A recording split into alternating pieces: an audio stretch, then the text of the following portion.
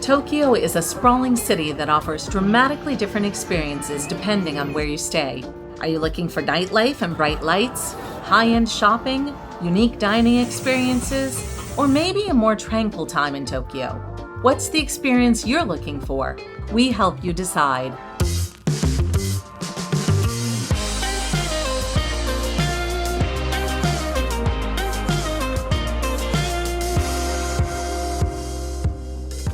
Welcome back to Finding Gina Marie, where we share our lives as full-time travelers and the connections we make along the way. If you're new here, welcome. I'm Judy. And I'm Kevin. This is the second episode of our Japan series, so stay tuned for all the rest of them. And catch the ones you might have missed. We split our time in Tokyo. We started off our Japan trip in Tokyo, and then we did some more traveling, and came back to Tokyo at the end to share some time with our daughter. Our experiences between our first leg and our second were vastly different. The greater Tokyo area has over 38 million people, and the central metropolitan area has over 9 million. So our best advice is to book as far in advance as possible, especially when you are visiting in autumn like us or cherry blossom season. So many options for both legs of our trip weren't available because we didn't book early enough.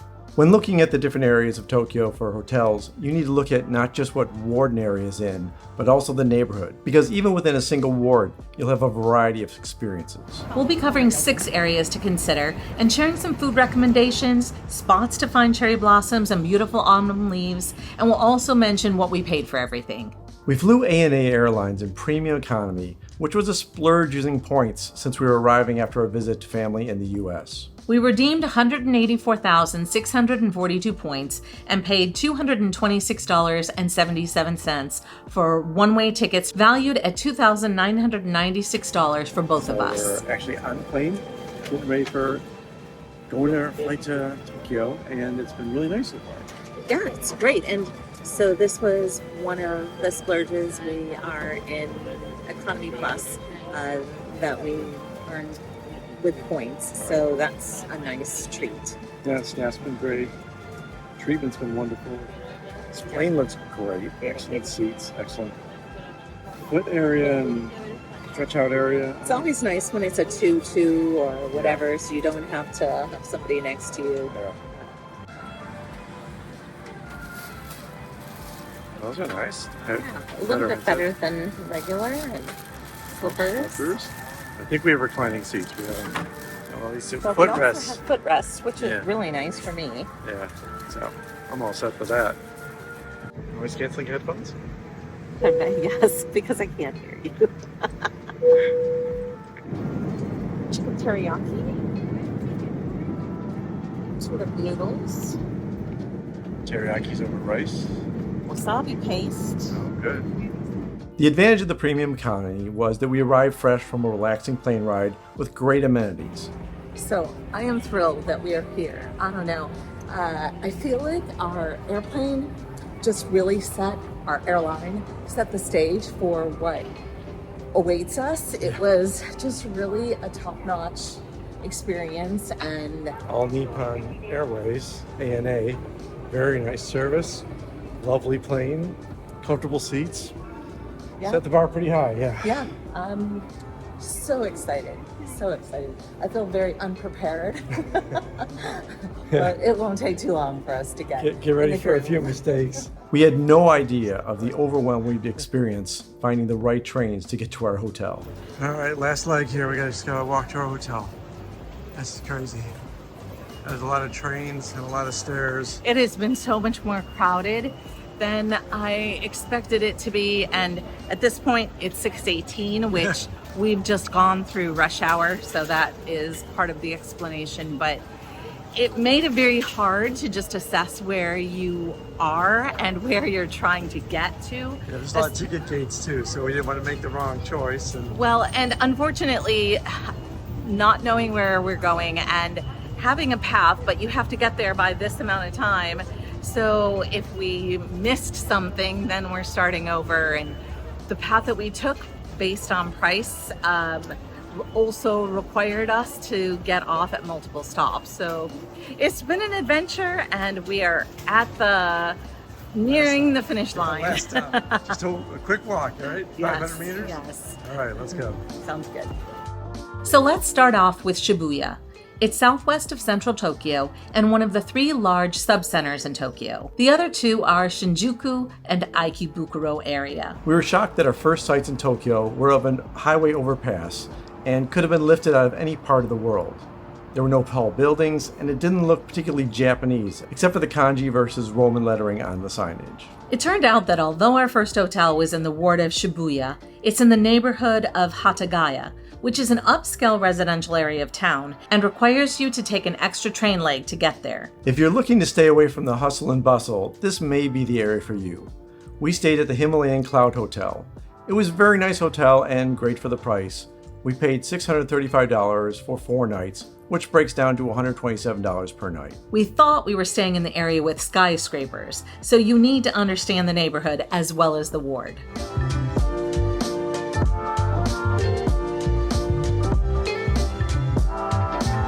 When planning your hotel location, do a quick directions from the Tokyo airport and see what it looks like on the map app. If you stay near one of the major train stations, you'll save time on your first day arriving in Tokyo. You can travel quickly to any other place in Tokyo by train without having to deal with your luggage after that. You'll also save money because you won't have to take these extra arms deep into a neighborhood. And if you're near a major station, there's likely going to be more that you can do in that area. So let's skip to the area of Shibuya that you might really want to stay in or be expecting when you think of Tokyo. The most touristy thing you must do is to be part of the Shibuya Scramble. 3,000 people cross the scramble every 90 seconds.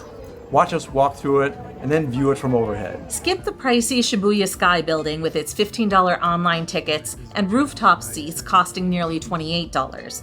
Instead, head to the Magnet for a budget-friendly option. For just 1,500 yen, which is $10, enjoy a rooftop experience with couches, fewer tourists, a drink, and no reservations needed.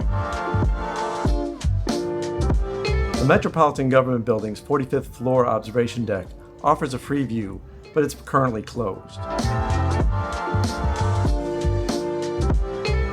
If you have an international driver's permit, consider a cartoon character go-karting experience from Street Kart Tokyo Bay, where you can dress up in your favorite costume and ride around the streets of Tokyo. Looks like those people were having a lot of fun.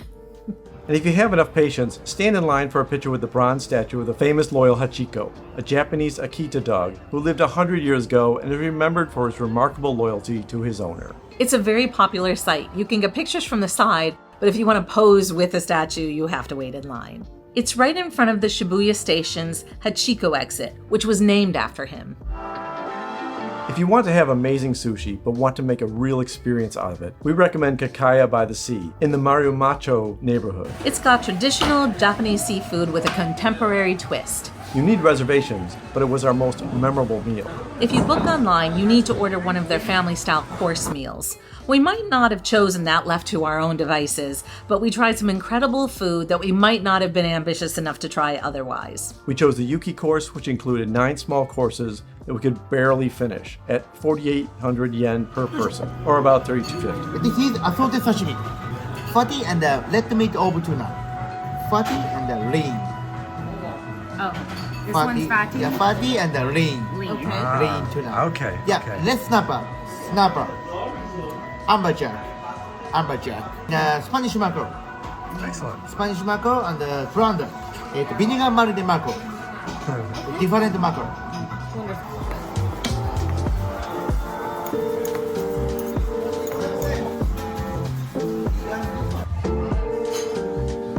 The waiter and chefs were a hoot and cheered anytime anyone paid them a compliment after each course, which was often. This is what it says on there.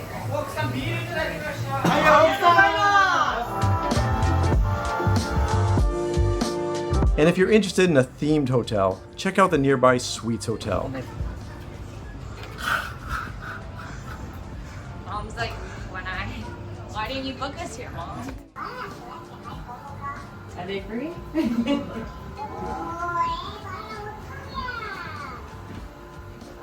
I found my place. I found my home.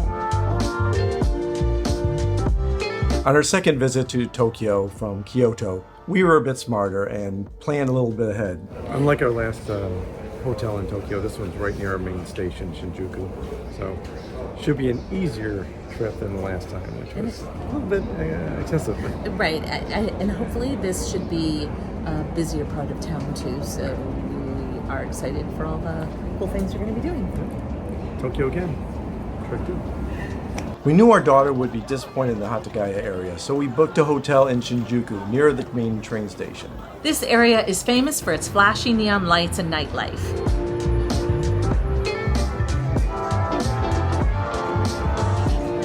It is a bit more nightlife than maybe we had bargained for, because Tokyo's red light district also is here, called Kabuchiko. It's not an unsafe area, just be mindful to avoid the touts.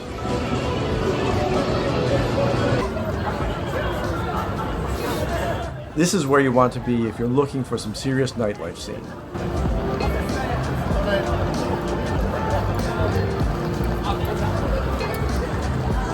Because there are parties well into the night, the streets can be very dirty until the garbage crews that transform it in the morning. There are several APA hotels in this area, and you want to make sure you have the correct address for the one you book. Ask me how I know to do this. And our hotel's right in the middle of all this.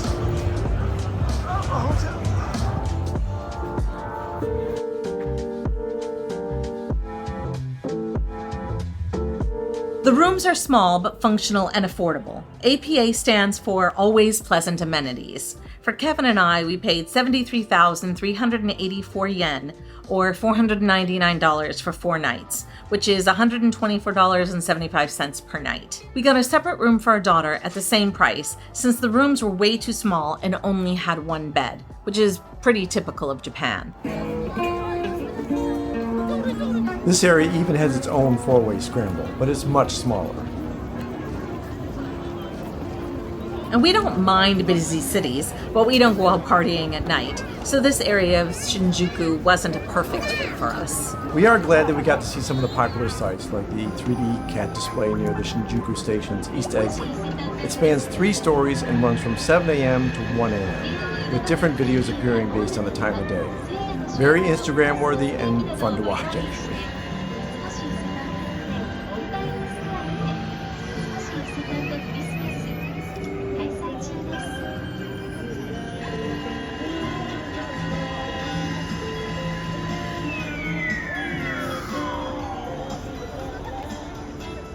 Shinjuku has its own themed hotel, but this theme was darker than the suites one. Hotel Malta's exterior is designed to look like it's falling apart. There's also a glamping hotel with a beach vibe, allowing the feel of glamorous camping on the seashore with hammocks and beach chairs facing gigantic big screen televisions and a ton of free food. Let's move on to Chuo. One of the areas inside Chuo City is Ginza, where you'll find upscale shopping and a 100-year-old stationery store. Japan is famous for stationery and fountain pens, and this store boasts 5 stories of joy for anyone with a creative flair.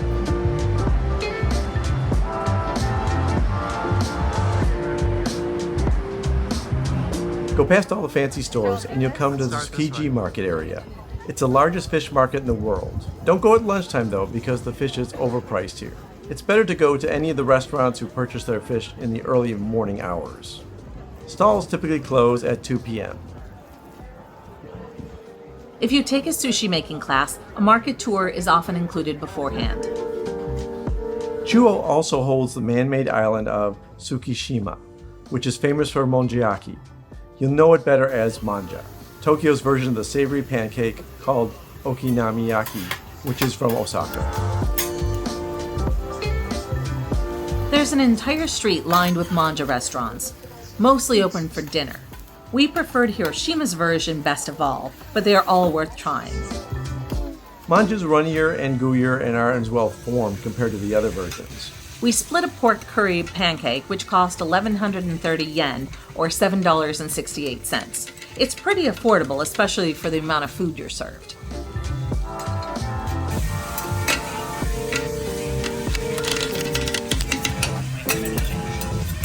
Across the street, you'll also want to stop for melon pan. They are a steal at 200 yen, and they are delicious. And that's only $1.36, so you can have 2. Okay, we were at this place before. Yes. Came back for a second round. Right, and we didn't taste it on camera, so I thought we would here. And it's called melon pan, but I think it's just because of the shape, not because of any flavors. It's got not got melon in it. But the top is like a Dutch crunch sweet, and it's really fluffy inside. It's really good. And It's good enough that we came back twice. Now give me that piece. There we go. I agree. Sugar. This same part of town is famous for manga and anime. Let's now take a look at the Asakusa area. It's where Tokyo's oldest and most significant temple, Sensoji Temple, also known as Asakusa Canon.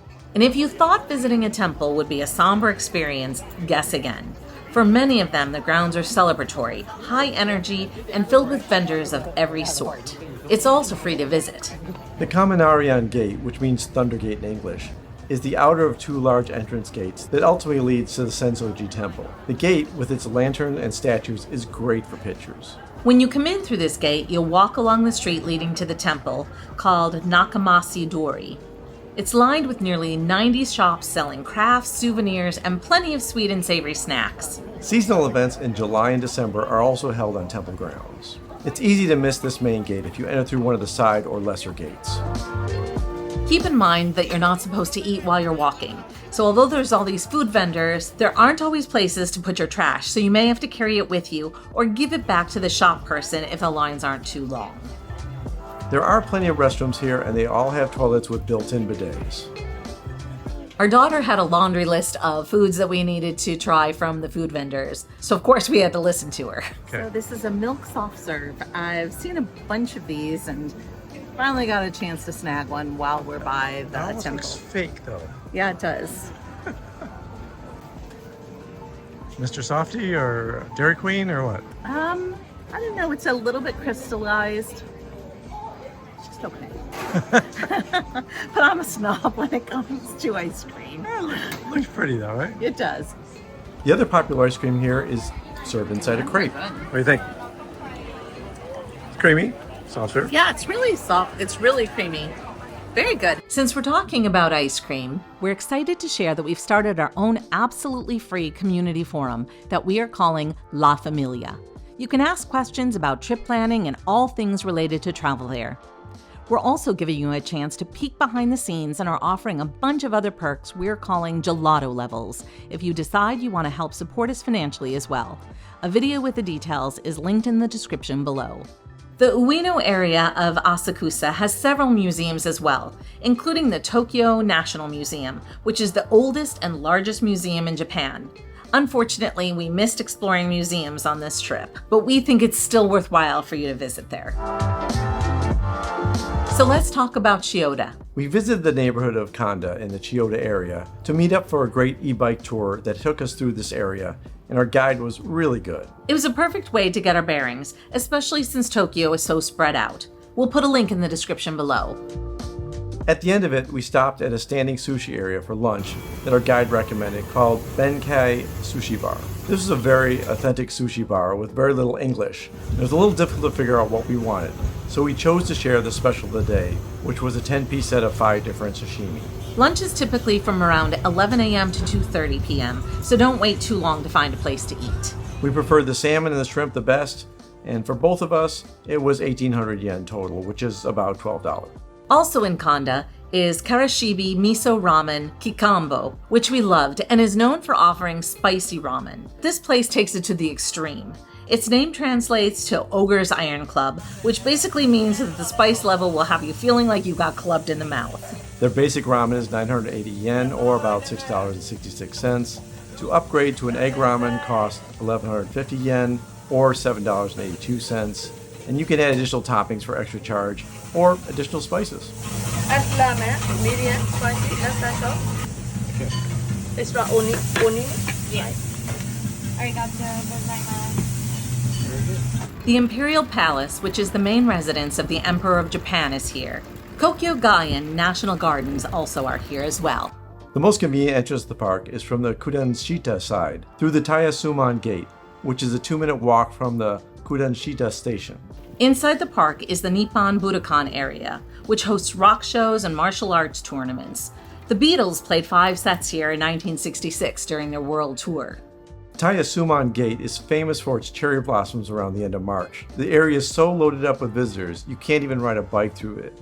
A little later in the season, it's also famous for its fall colors. We visited this area in October, so it was a little too early to get the pretty trees. One interesting thing about this gate is there's actually an outer gate and then an inner gate, and you have to make a pretty hard turn to get through them both, which made it harder for the city to be attacked. If you're looking for cherry blossoms, the British Embassy has a lot of them when they're in season. Everywhere in Japan, you can find places where you can rent a kimono if you want to walk around in a traditional outfit for the day. And that applies for both men and women. If you're looking to add a rickshaw ride to your time in Tokyo, look no further than Asakusa, where there are plenty of them. Before we get to our final recommendations, we want to talk about the Minato area. The Minato ward is the most expensive area to stay in Tokyo. It's one of the most international areas and has a concentration of business and diplomatic activity in Japan. The Jingu-gyen area has a golden ginkgo tree-lined street that you must visit in autumn. Warning, there is a lot of posing and selfies happening there, so come early in the morning when it's less crowded. We arrived late in the day and it was still worthwhile. The trees in the fall are a must-see. They are truly jaw-dropping.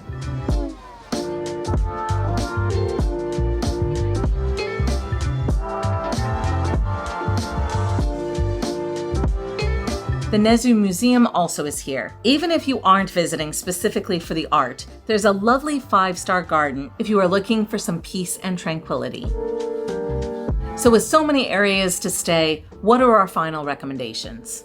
Well, after some of the mistakes we made, we recommend that you stay in a central area of Tokyo near a train station, because then you can get on whenever you want to and visit other areas. And you'll still have walking access to the shops and convenience stores and things that you would normally want to access in Tokyo. So we'd like to know where you would prefer to stay in Tokyo. Leave us a comment below and let us know what resonated most and why. If you've enjoyed this episode and you're already subscribed, one of the biggest compliments you can give to us is to share our content with your friends and family. If you haven't subscribed, please do so and give us a like, and check out findinggmarie.com. Lots of good articles there and more information on our travels. Until next time. Until next time.